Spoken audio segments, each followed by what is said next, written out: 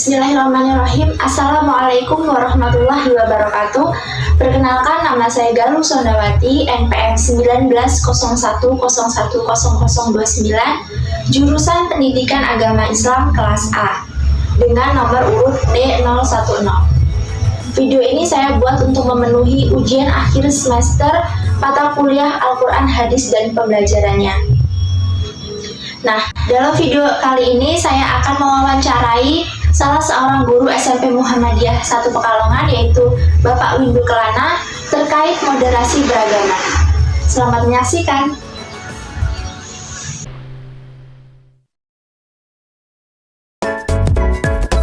Baiklah, sekarang saya sudah bersama dengan Bapak Windu Kelana, yaitu selaku guru SMP Muhammadiyah 1 Pekalongan. Bagaimana kabarnya, Pak? Alhamdulillah sehat. Di sini saya ingin bertanya-tanya seputar moderasi beragama, Pak. Menurut Bapak, moderasi beragama itu apa? Jadi moderasi beragama itu berasal dari dua kata, yaitu kata pertama adalah moderasi dan yang kedua adalah beragama. Di mana moderasi sendiri itu adalah sikap dan pandangan yang tidak berlebihan, tidak ekstrim dan juga tidak radikal. Sedangkan kalau misalnya beragama itu berdamai, menebar kasih sayang kapanpun dan dimanapun dan kepada siapapun.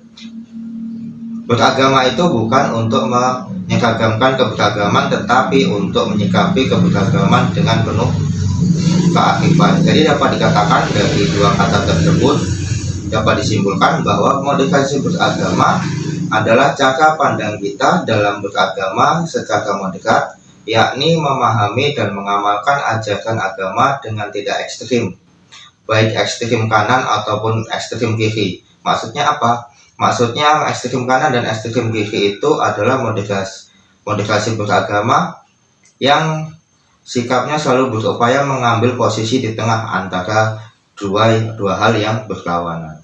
Oh iya, Pak. Latar belakang adanya moderasi beragama ini apa, Pak? Latar belakang adanya moderasi beragama ini dikarenakan sudah banyaknya permasalahan agama yang sedang terjadi di masyarakat kita saat ini. Jadi salah satunya adalah gerakan ekstremisme atau radikalisme, di mana seorang beragama dengan cara yang berlebihan atau menganggap dirinya yang paling benar. Sikap inilah yang menjadikan Islam itu keras dan ditakuti oleh banyak orang.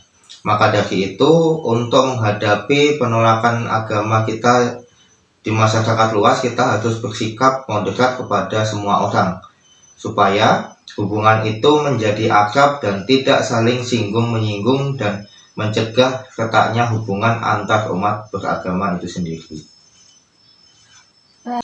Tadi Bapak mengatakan seseorang beragama secara berlebihan. Nah, contoh beragama yang berlebihan itu seperti apa? Contoh dari masalah beragama yang berlebihan itu, contohnya adalah yang paling gamblang adalah ketika seseorang pemeluk agama mengkafirkan saudaranya sendiri, sesama pemeluk agama yang sama.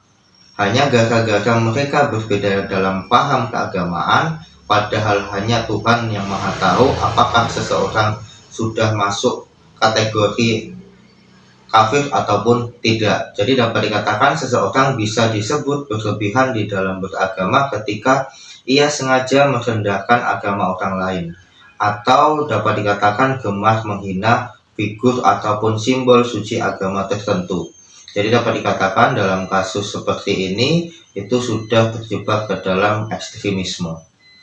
Lalu, apakah moderasi beragama itu sama dengan toleran, Pak? Jadi antara moderasi beragama dengan toleran itu berbeda.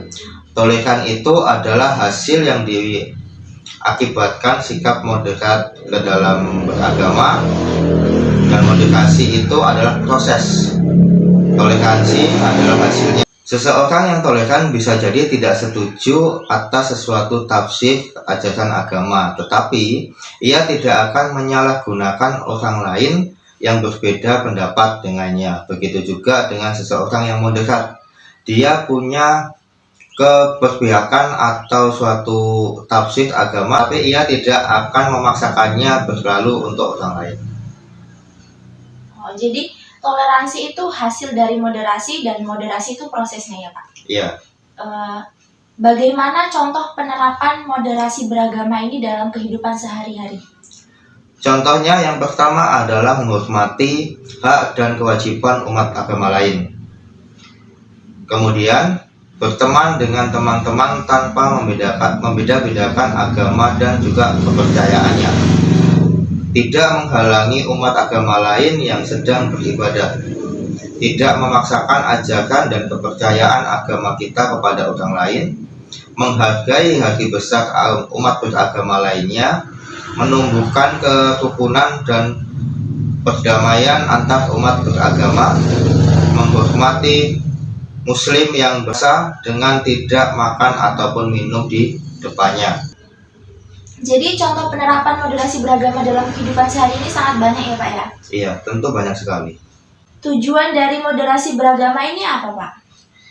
Tujuan dari moderasi beragama itu kita perlu yang namanya moderasi beragama sebagai solusi agar dapat menjadi kunci penting untuk menciptakan kehidupan keagamaan yang rukun, harmonis, damai, serta menekankan keseimbangan yang ada baik di dalam kehidupan pribadi, keluarga, masyarakat, ataupun kehidupan secara keseluruhnya.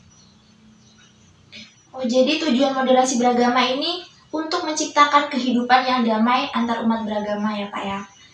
Lalu siapakah yang harus mensosialisasikan moderasi beragama ini? Bukan hanya siapa saja yang harus mensosialisasikan moderasi agama ini, tentu tidak hanya kepada para tokoh publik seperti penyuluh agama ataupun menteri agama atau seorang kiai, tetapi seluruh warga negara Indonesia dan seluruh umat manusia untuk dapat menyiarkan dan mensosialisasikan di tempat ataupun di wilayahnya masing-masing agar dapat memahami dan menerapkan moderasi itu sendiri atau moderasi agama ini. Jadi dapat dikatakan bahwa tidak hanya 1-2 orang saja yang harus menyampaikan tentang masalah moderasi beragama ini, sehingga tidak sampai menimbulkan perselisihan dan pertikaian antar satu dengan yang lainnya yang akan menyebabkan suatu perpecahan baik sesama agama ataupun dengan agama yang lainnya. Bahkan seorang pelajar dan juga mahasiswa juga harus diajarkan mengenai moderasi beragama. Karena apa? Supaya mereka paham dan dapat mensosialisasikan kepada lingkungan ataupun di sekeliling rumahnya. Jadi mensosialisasikan moderasi beragama ini adalah tugas kita semua ya Pak ya? Iya. Terima kasih atas waktunya Bapak. Iya, Pak Galuh. Itulah penjelasan dari Bapak Windu mengenai moderasi beragama. Itulah tadi wawancara seputar moderasi beragama dengan Bapak Windu Kelana. Dalam wawancara tadi saya dapat menyimpulkan bahwa moderasi beragama itu adalah cara pandang kita dalam beragama secara moderat, yaitu memahami dan mengamalkan ajaran agama dengan tidak ekstrim, yaitu baik ekstrim kanan dan ekstrim kiri. Jadi moderasi beragama ini merupakan sikap yang selalu berusaha mengambil posisi tengah di antara dua hal yang berlawanan. Dan tujuan moderasi beragama yaitu untuk menciptakan kehidupan keagamaan yang rukun, harmoni, damai, serta menekankan keseimbangan baik dalam kehidupan pribadi, keluarga, masyarakat, maupun kehidupan secara keseluruhan. Telah kita tahu bahwa di Indonesia terdapat 5 agama yaitu Islam, Katolik, Konghucu, Kristen, dan Buddha. Untuk menghindari gerakan ekstremisme dan radikalisme di mana seseorang yang beragama menganggap bahwa dirinya yang paling benar, maka dari itu untuk menghindari persoalan ini kita harus bersikap moderat kepada semua orang supaya tidak terjadi pertikaian dan singgung-menyinggung antara satu agama dengan yang lainnya. Dalam kehidupan kita harus menghargai agama satu dengan yang lainnya dan kita harus hidup toleransi. Demikianlah yang bisa saya sampaikan, kurang lebihnya saya mohon maaf apabila ada salah kata dan perbuatan. Dan kepada Allah saya mohon ampun. Sekian, wassalamualaikum warahmatullahi wabarakatuh.